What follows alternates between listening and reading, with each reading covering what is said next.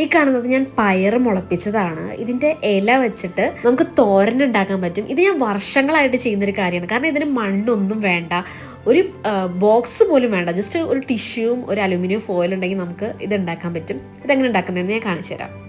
ഒരു aluminium foil എടുക്കുക, എന്നിട്ട് നമ്മളതൊരു ട്രേ പോലെയാക്കുക. ഏകദേശം ഒരു 2 ലെയർ ഉണ്ടെങ്കിൽ തന്നെ നമുക്ക് അത്യാവശ്യം കട്ടിയുള്ള ഒരു ട്രേ പോലെ ആവും അത്. ഈ വീഡിയോയിൽ കാണുന്ന പോലെ സൈഡൊക്കെ ഒന്ന് ചെറുതായിട്ടൊന്ന് ബെൻഡ് ചെയ്ത് കൊടുത്താൽ മതി. ഇനി ഒരു കിച്ചൺ ടിഷ്യൂ, ടോയ്ലറ്റ് ടിഷ്യൂ, എന്തെങ്കിലും ഒരു ടിഷ്യൂ എടുത്തിട്ട് നമുക്ക് ഈ ട്രേയിലോട്ട് വെച്ച് കൊടുക്കാം. ഞാൻ 2 ലെയർ വെച്ച് ആഡ് ചെയ്യുന്നുണ്ട്, ഒരു തിക്നെസ് കിട്ടാൻ വേണ്ടിയിട്ട്. ഇനി ട്രേയിലേക്ക് കുറച്ച് വെള്ളം സ്പ്രേ ചെയ്യാം.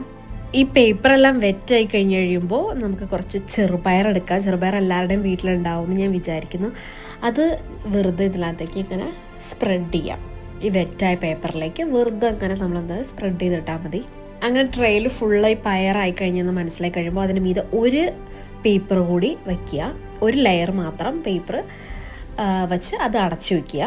എന്നിട്ട് വീണ്ടും വെള്ളം അതിൻ്റെ മീതെ സ്പ്രേ ചെയ്ത് കൊടുക്കുക.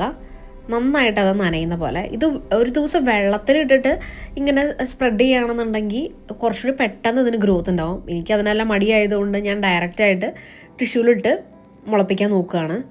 2-3 ദിവസം കഴിയുമ്പോൾ തന്നെ ഇത് ഇതുപോലെ മുളച്ച് പോകും. ഇത് എപ്പോഴും നമ്മൾ നനച്ചുകൊണ്ടിരിക്കണം, കാരണം ഇത് പെട്ടെന്ന് ഈ പേപ്പർ ഡ്രൈ ആവും. ഇത് ഡ്രൈ ആവാൻ പാടില്ല, എപ്പോഴും നനച്ചുകൊണ്ടേ ഇരിക്കണം. അപ്പോൾ ഇത്ര മുളച്ച് കഴിഞ്ഞ് കഴിയുമ്പോൾ നമുക്ക് മുകളിലുള്ള പേപ്പർ മാറ്റാം.